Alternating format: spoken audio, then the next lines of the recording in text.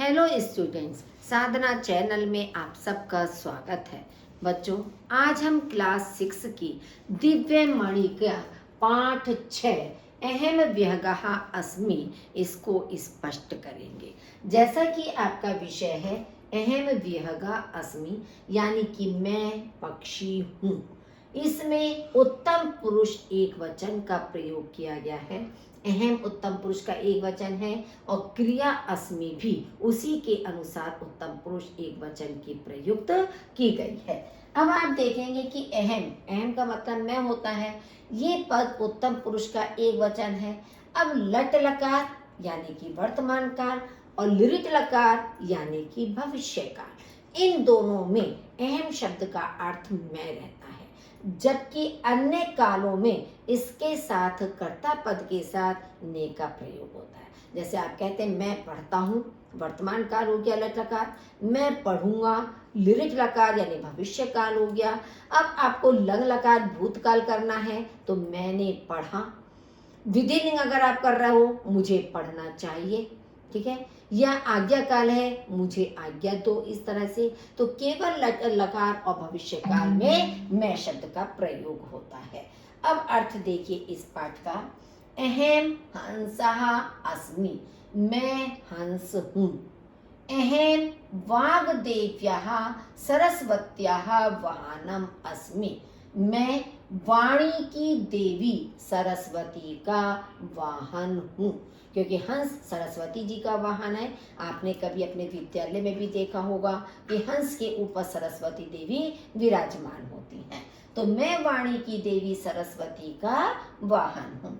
संसारे अहम एक एव एतादृशः खगः अस्मि, संसार में मैं एक ही, एतादृशः माने ऐसा, खगः माने पक्षी, अस्मि माने हूँ। संसार में मैं एक ही ऐसा पक्षी हूँ। यह नीर शीरे पृथक पृथक कर्तुम सक्षमः अस्ति। यह माने जो, नीर माने पानी, शीर माने दूध, पृथक पृथक माने अलग अलग, कर्तुम माने करने में, सक्षमः माने समर्थ, जो पानी और दूध को अलग अलग करने में समर्थ है। न जानामि यूयं मम इदम रहस्यम जानीत न वा। न जानामि नहीं जानता हूँ, यूयं कि तुम सब, मम इदम रहस्यम मेरे इस रहस्य को, जानीत माने जानते हो, वा न अथवा नहीं। अथवा पहले अर्थ आएगा, लिखा हमेशा बाद में जाता है, चाहे च हो चाहे वाह हो। तो मैं नहीं जानता हूं कि तुम सब मेरे इस रहस्य को जानते हो अथवा नहीं। अहम कृष्ण वर्णा कोकिला अस्मि, मैं काले रंग की कोयल हूँ। अहम वसंत ऋतु मधुरेण स्वरेण गायामि, मैं वसंत ऋतु में मधुर स्वर से, गायामि माने गाती हूँ, कि जब वसंत ऋतु आती है तब मैं मधुर स्वर से गाती हूँ। अहम उद्याने कूजामि, मैं बगीचे में कूकती हूँ। शिशवः मम स्वरम अनुकुर्वन्ति करतल ध्वनिं च कुर्वन्ति। शिशवः माने बच्चे, मम स्वरम मेरे स्वर को, अनुकुर्वन्ति माने अनुकरण करते हैं, कि जैसे कोयल कूकती है अपनी मधुर आवाज में, वैसे ही बच्चे भी उस मधुर आवाज को निकालना चाहते हैं, उसका अनुकरण करते हैं। तो बच्चे मेरे स्वर का अनुकरण करते हैं। करतल ध्वनि च, और तालियां बजाते, करतल ध्वनि करते हैं यानी तालियां बजाते हैं। अहम तान दृष्ट्वा हर्षिता भवानी, मैं तान माने उनको, दृष्ट्वा माने देख कर, हर्षिता माने प्रसन्न, भवानी माने होती हूँ, मैं उनको देख कर प्रसन्न होती हूँ। अहम नीलकंठः अस्मि, मैं, नील माने नीले, कंठ माने गर्दन या गले, अस्मि माने हूँ, मैं नीले कंठ वाला हूँ। अहम सर्वकारेण राष्ट्रीय पक्षी अपि घोषितः अस्मि, मैं सर्वकारेण माने सरकार के द्वारा, राष्ट्रीय पक्षी भी घोषित हूँ। यानी कि मोर तो हमारा राष्ट्रीय पक्षी माना जाता है, सरकार के द्वारा घोषित किया गया है, तो मैं सरकार के द्वारा राष्ट्रीय पक्षी भी घोषित हूँ। यदा आकाशे मेघाः आगच्छन्ति, जब आकाश में बादल, आगच्छन्ति माने आते हैं, जब आकाश में बादल आते हैं, तदा मेघान दृष्ट्वा अहम प्रसन्नः भवानी नृत्यामि च। तदा माने तब, मेघान माने बादलों को, दृष्ट्वा माने देखकर, मैं प्रसन्न होता हूँ। तब बादलों को देखकर मैं प्रसन्न होता हूँ और नृत्य करता हूँ। भारतवर्षे मम आखेटः वर्जितः अस्ति। भारतवर्ष में मेरा आखेट माने शिकार, वर्जिता माने वर्जित है, कि मोर का कोई भी शिकार नहीं कर सकता है, यह वर्जित है। तो भारतवर्ष में मेरा शिकार वर्जित है। अहम कृष्णस्य मुकुटे अपि स्वबर्हेण विराजमानः अस्मि। मैं कृष्ण के मुकुट में भी स्वबर्हेण, स्वबर्हेण का मतलब अपने पंख से, विराजमाना माने उपस्थित हूँ। बोला कृष्ण के मुकुट में भी मैं अपने पंख से विराजमान हूँ या उपस्थित हूँ। अहम कपोतः अस्मि, मैं कबूतर हूँ। अहम शांते संदेशवाहकः अस्मि, मैं शांति का संदेश वाहक हूँ, क्योंकि कबूतर को शांति का पक्षी माना जाता है, तो शांति का संदेश वहन करने वाला कबूतर कहा जाता है, इसलिए मैं शांति का संदेश वाहक हूँ। अहम सर्व प्रकारेण शाकाहारी पक्षी घोषितः अस्मि, मैं सब प्रकार से शाकाहारी पक्षी घोषित हूँ। यानी कि मांस नहीं खाता है कबूतर, केवल मात्र आपका दाल है, बाजरा है, चावल है, इसी तरह की चीजों का पान करता है, सेवन करता है। तो मैं सब प्रकार से शाकाहारी पक्षी घोषित हूँ। पुरा अहम एव संदेश वाहकः आसम। पुरा माने पहले, अहम एव माने मैं ही संदेश वाहक था, कि पहले राजा महाराजा जो होते थे वे कबूतर के माध्यम से ही अपना संदेश दूसरे के पास तक, दूर स्थान पर भिजवाते थे। तो इसलिए कबूतर कह रहा है कि पहले मैं ही संदेश वाहक था, यानी एक दूसरे के संदेश को का आदान प्रदान करता था। अहम श्वेतः अस्मि, मैं सफेद हूँ। श्वेत माने सफेद, मैं सफेद हूँ। अहम शुकः अस्मि, मैं तोता हूँ। शुक माने तोता, मैं तोता हूँ। अहम हरितः अस्मि, मैं हरा हूँ। अहम आम्रम खादामि, मैं आम खाता हूँ। अहम हरितम मरीचम अपि खादामि, मैं हरी मिर्च भी खाता हूँ। मरीचम माने मिर्च, मैं हरी मिर्च भी खाता हूँ। अब ये वर्ड मीनिंग आप बुक में से याद कीजिए। इसके बाद फिर आपके पर्यायवाची शब्द दिए हैं, जैसे पिछले लेसन्स में आपके दिए हुए थे, तो पाठ से संबंधित जो शब्द हैं उनके पर्यायवाची आपके दिए हुए हैं, आप इनको अपने बुक में से लर्न कीजिए।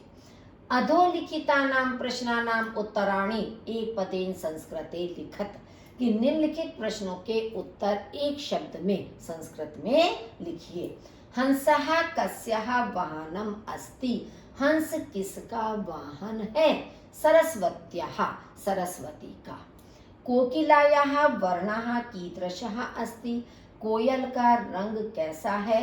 कृष्णः, कृष्ण माने काला, काला रंग है।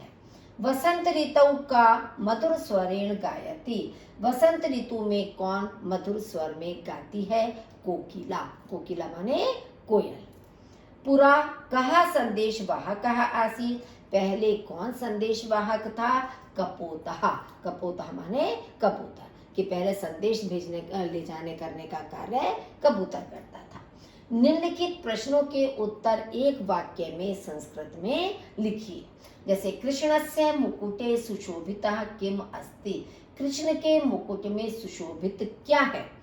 कृष्णस्य मुकुटे, पहले तो आपका शब्द ऐसे ही आ जाएगा, कृष्णस्य मुकुटे। मयूर बरहम यानी मोर का पंख, सुशोभितः अस्ति, सुशोभित है, कि कृष्णस्य मुकुटे मयूर बरहम सुशोभितः अस्ति, कृष्ण के मुकुट में मोर का पंख सुशोभित है।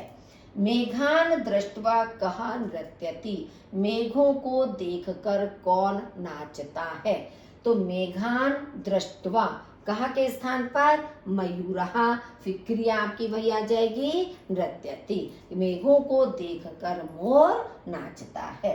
कपोतः कस्याः संदेश वाहकः अस्ति, कबूतर किसका संदेश वाहक है। कपोतः शांतेः संदेश वाहकः अस्ति, कबूतर शांति का संदेश वाहक है। किसका संदेश वाहक है, शांति का। रुचिया आम्रम, कहा रुचिया आम्रम खादती, कहा माने कौन, रुचिया माने रुचि से, मतलब मन पसंद से आम खाता है। कौन रुचि से आम खाता है, शुकः तोता। तो कहा के स्थान पर जो प्रश्नवाचक शब्द है आपका उत्तर आ गया शुकः, और आगे का आपका एज इट इज रहेगा रुचिया आम्रम खादती, यानी तोता रुचि से आम खाता है। नेक्स्ट है कहा प्रसन्नः भूत्वा कदा नृत्यति, कौन प्रसन्न होकर कब नाचता है। अब इसमें दो दो शब्द है प्रश्नवाचक, कहा भी और कदा भी। तो कौन प्रसन्न होकर, मोर। तो मयूरः मेघान दृष्ट्वा प्रसन्नतया नृत्यति, प्रसन्नता से नाचता है। तो कहा का उत्तर मोर हो गया, और कदा माने मेघान दृष्ट्वा, जब वह मेघों को देखता है तब नृत्य करता है। तो मयूरः मेघान दृष्ट्वा प्रसन्नतया नृत्यति। कहा श्वेतः पक्षी अस्ति, कौन सफेद पक्षी है। तो कहा के स्थान पर आ जाएगा कपोतः श्वेतः पक्षी अस्ति। बस ये ध्यान आपको रखना है कि जहां प्रश्नवाचक शब्द दिया हुआ है बस उसके स्थान पर आपको उत्तर देना है, बाकी सेंटेंस आपका एज इट इज ही रहता है, क्रिया जो कि त्यों आपकी रहती है। नेक्स्ट है निम्नलिखित वाक्यों में कोष्ठक से उचित शब्द चुनकर रिक्त स्थानों की पूर्ति कीजिए। अब हर ब्रैकेट में दो दो शब्द दिए हुए हैं, अब आपका किसके साथ कौन सा उचित शब्द आएगा वो आपको देखना है। शुकस्य वर्णः हरितः, शुक का मतलब तोते का रंग हरा है। अब धवल तो सफेद को कहा जाता है, तो तोता तो सफेद होता नहीं है, हरा होता है, तो आपका उचित शब्द आएगा हरितः। अहम शुकः अस्मि, मैं तोता हूँ, तो अस्मि आएगा, अस्ति नहीं आएगा, अस्ति का मतलब होता है, और आपका आना है एम के साथ हूँ, तो हूँ की संस्कृत अस्मि होती है और अस्ति की हिंदी होती है। तो अहम शुकः अस्मि। अहम मयूरः अस्मि, अब आप देखेंगे अस्मि जब क्रिया दी है तो इसका मतलब अहम आएगा, तो यहाँ पर त्वम नहीं आकर अहम शब्द आपका आ जाएगा। कोकिला मधुर स्वरेण गायति, कोयल मधुर स्वर से गाती है। अब कटु स्वर, कोयल का स्वर कटु तो होता नहीं, कड़वा तो होता नहीं, कठोर तो होता नहीं है, तो उसका मधुर स्वर होता है, तो सही शब्द आपका आएगा मधुर स्वर। शुकः आम्रम खादति, तोता आम खाता है। खादति एक वचन आएगा क्योंकि शुकः है, अगर यहाँ पर होता शुकौ तो आपका आ जाता खादतः, लेकिन एक वचन है तो क्रिया भी खादति एक वचन आएगी, शुकः आम्रम खादति। नेक्स्ट है वाक्यानि रचयत, यानी कि वाक्य बनाइए। शब्द आपका दिया हुआ है, इससे आपका वाक्य प्रयोग करना है। मधुर स्वरेण, मधुर स्वर से। मीरा मधुर स्वरेण गायति, मीरा मधुर स्वर में गाती है। आपको अपने मन से वाक्य बनाने हैं, सरल से सरल कोई भी वाक्य आप बना सकते हैं, ठीक है। तो मीरा मधुर स्वरेण गायति। आम्रम, आम्रम माने आम। मम प्रियम फलम आम्रम अस्ति, मेरा प्रिय फल आम है। सरल वाक्य हो गया, मेरा की संस्कृत मम हो गई, प्रियम फलम प्रिय फल आम्रम अस्ति आम है। संदेश वाहकः, त्वम संदेश वाहकः असि, तुम संदेश वाहक हो। पुरा माने पहले, पुरा अहम इंद्रप्रस्थे अवसम, पहले मैं दिल्ली में रहता था। तो पहला जय, क्योंकि पहले का मतलब है पास्ट टेंस, भूतकाल हो जाएगा तो इसलिए आपकी क्रिया भी भूतकाल की प्रयुक्त होगी। पुरा अहम इंद्रप्रस्थे अवसम, पहले मैं दिल्ली में रहता था। नृत्यति, नाचता है, तो अहम नृत्यामि, मैं नाचता हूँ। अब यहाँ पर देखिए एक चीज है नृत्यति। अब हमने वाक्य इसमें क्या बनाया है, थोड़ी सी मिस्टेक है चाहे कि अहम के साथ नृत्यामि आता है, राइट है, ठीक है। तो मैं नाचता हूँ, वाक्य सही है आपका ये भी, लेकिन यहाँ पर क्या दिया था, नृत्यति। तो नृत्यति के साथ आप कुछ भी लगा सकते हो, सीता नृत्यति, रामः नृत्यति, कोई भी शब्द कर सकते हो कि प्रथम पुरुष का एक वचन है कि राम नाचता है, सीता नाचती है, कोई भी आप शब्द चाहे स्त्रीलिंग पुल्लिंग कोई भी प्रयुक्त आप कर सकते हो, या सह भी कर सकते हो, सह नृत्यति, वह नाचता है। तो इस तरह से आप नृत्यति के साथ किसी भी कर्ता का प्रयोग कर सकते हैं। नेक्स्ट है, निम्नलिखित शब्दों के 3 समानार्थक शब्द लिखिए। 3 समानार्थक शब्द लिखने हैं, यानी एक जैसा अर्थ देने वाले। अब छात्रः शब्द है, छात्र विद्यार्थी को भी छात्र कहते हैं, विद्यार्थी। शिक्षार्थी, शिक्षा पाने वाला, वो भी छात्र होता है। और शिष्य कहते हैं ना, गुरु और शिष्य, कि शिष्य भी किसी से कोई चीज सीखता है। तो विद्यार्थी, शिक्षार्थी, शिष्य, ये तीनों छात्र के समानार्थी शब्द हैं। जलम, नीरम, वारी, आपः। नीरम माने भी जल होता है, वारी माने भी जल होता है, और आप माने भी जल होता है। लेकिन आप देखेंगे सबके आगे विसर्ग लगेगा, नीरम में आपका हलंत लगा है, ठीक है। निशा, रजनी, यामिनी, रात्रि। रजनी, यामिनी, रात्रि तीनों निशा के पर्यायवाची शब्द हैं, समानार्थी शब्द हो गए। पवनः, वायु, वातः, समीरः, ये तीनों आपके वायु के हो गए।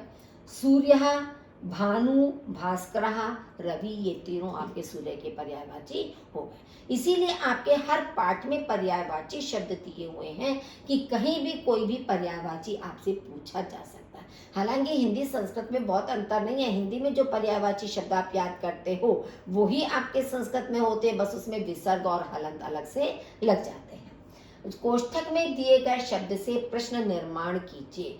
अब ब्रैकेट में जो शब्द दिए हैं प्रश्नवाचक शब्द हैं सारे, इन्हीं का हमें इसमें प्रयोग करना है। जैसे वने एका सिंहः वसति स्म, वन में एक शेर रहता था।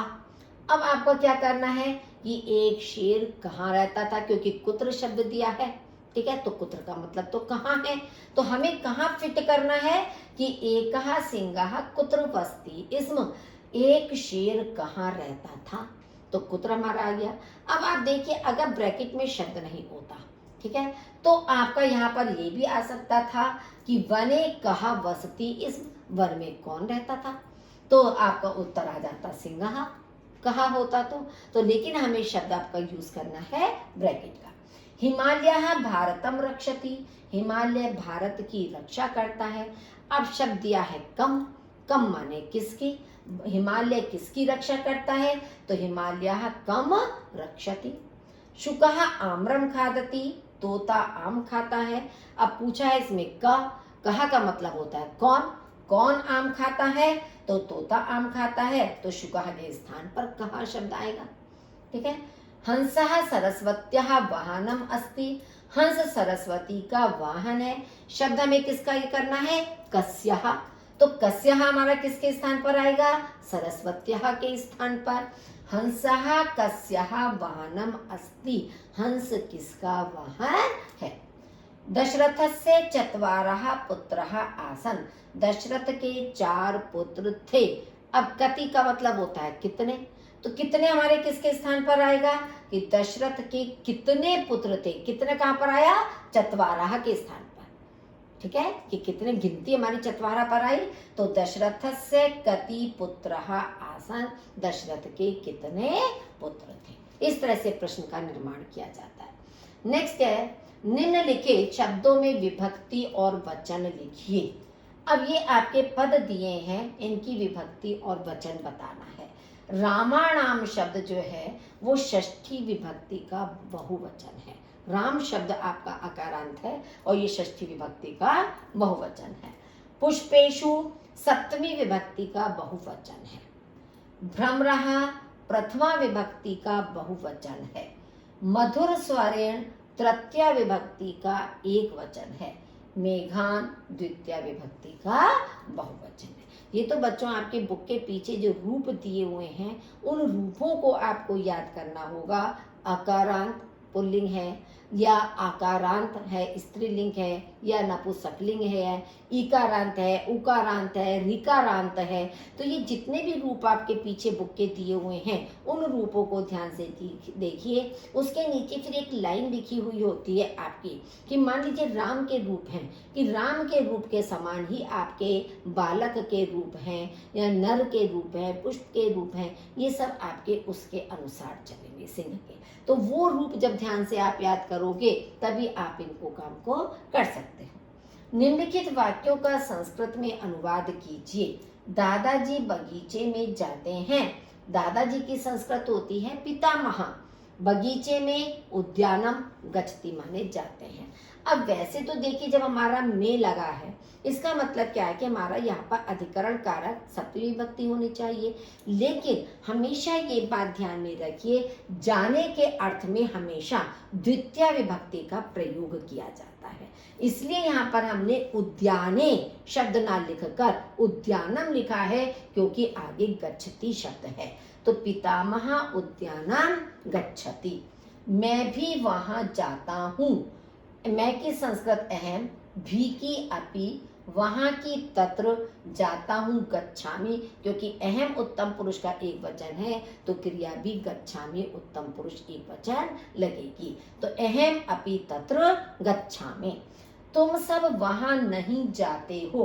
तुम सब की संस्कृत यूयम बहुवचन, वहां तत्र न जाते हो गच्छत, यूयम तत्र न गच्छत। संस्कृत को अनुवादों से मिलान कीजिए। अब जैसे यहाँ हिंदी में वाक्य दिया हुआ है, इधर आपके संस्कृत में वाक्य दिए हुए हैं, तो उनको परस्पर आपको मिलान करना है कि किस वाक्य की संस्कृत कौन सी होगी। जैसे अमर पढ़ने के लिए स्कूल जाता है, तो सबसे सिंपल पहचान क्या है, जब अमर दिया हुआ है कर्ता तो आप सारे वाक्यों में देख लीजिए अमर एक ही में दिया हुआ है, तो अंडरस्टूड है कि आपका मैच वही होगा। अमरः पठितुम विद्यालयं गच्छति। वसंत ऋतु में कोयल मधुर स्वर में गाती है। अब आप देखेंगे वसंत ऋतु शब्द है, वसंत ऋतु केवल सारे वाक्यों में एक ही जगह है वसंत ऋतु, तो आप समझ जाएंगे कि वसंत ऋतु के लिए हमारा ये मैच करेगा। मैं भोजन खाता हूँ और दूध पीता हूँ। अब मैं की संस्कृत अहम होती है, बार बार हर पाठ में हम आपको बता रहे हैं। तो जब मैं की संस्कृत अहम है तो अहम भी सब वाक्यों में एक ही वाक्य में आया है। अहम भोजनम खदामी दुग्धम पिबामी। वृक्ष पर फूल खिलते हैं। अब वृक्ष पर, वृक्ष शब्द भी देखिए आपका एक ही वाक्य में है, वृक्षे पुष्पाणि विकसन्ति। फूलों पर भौरे गूंजते हैं, फूलों का पुष्पेशु भ्रमरः गुंजन्ति। तो अगर इस ट्रिक से आप समझेंगे तो आपका कभी गलत होगा ही नहीं एग्जाम में। ये बट ट्रिक आपको ध्यान में रखनी है कि हम कर्ता वाला पहला शब्द देख लें और वो हमारा किसके अंदर आ रहा है। कर्तुम में क्री धातु है, क्री में तुमुन प्रत्यय लगने पर कर्तुम बनता है। कर्तुम का अर्थ है करने के लिए, तुमुन में केवल तुम रह जाता है जब इसे धातु के साथ जोड़ा जाता है। अन्य प्रयोग भी देखे जो नीचे दिए गए हैं, ये आपके एग्जाम्पल दिए हैं इतने। जैसे हस धातु में तुमुन लगने पर हसी तुम बन गया, चल धातु में तुमुन प्रत्यय लगने पर चली तुम बन गया। आप देखेंगे लास्ट का ना सब में हट जाता है, केवल तुम रह जाता है। पठ में पठितुम, क्रीड में क्रीडितुम, लिख में लेखितुम। अब इसी तरह से नीचे आपके मतलब ये जितने भी शब्द हैं इन शब्दों को आपको ध्यान से अपना देखना है कि कहीं भी इसका प्रयोग आ सकता है। अब है बहुविकल्पी प्रश्न आपके। शुकः अस्ति, तोता है। क्या है तोता? खग माने पक्षी है, जंतु है, पशु है, मनुष्य है। तो तोता तो आपका पक्षी है, तो इसलिए आपका आ जाएगा खगः। मधुर स्वरेण गायते, मधुर स्वर से गाती है। कौन गाती है मधुर स्वर से? पिकः, पिकः माने कोयल। अब वो तो कौवा तो गाता नहीं है, ना मयूर होता है ना कपोत होता है, तो पिकः हो जाएगा। पंकजम अस्य पदस्य पर्याय पदम अस्ति। पंकज कहते हैं पंख माने कीचड़, जा माने उत्पन्न होने वाला। अब कीचड़ में क्या उत्पन्न होता है? कमल उत्पन्न होता है। तो पंकज कमल का पर्यायवाची शब्द है, तो इसलिए इसका पर्याय पद कमल होगा। प्रसून माने तो फूल होता है, पुष्प माने भी फूल होता है, सुमन माने भी फूल होता है, तो पंकज का पर्यायवाची शब्द हमारा कमल होता है। तो इस तरह से बच्चों इस पाठ का भी अनुवाद अभ्यास कार्य आपको स्पष्ट हो चुका होगा। वीडियो को लाइक जरूर कीजिए। यदि मेरे चैनल पर आप पहली बार हैं और आपने अभी तक सब्सक्राइब नहीं किया है तो प्लीज़ इसे सब्सक्राइब कर दीजिए। अपने विद्यालय के साथियों के साथ इसको शेयर कीजिए ताकि उन्हें भी इसका लाभ मिल सके। सुनने के लिए आपका बहुत बहुत धन्यवाद।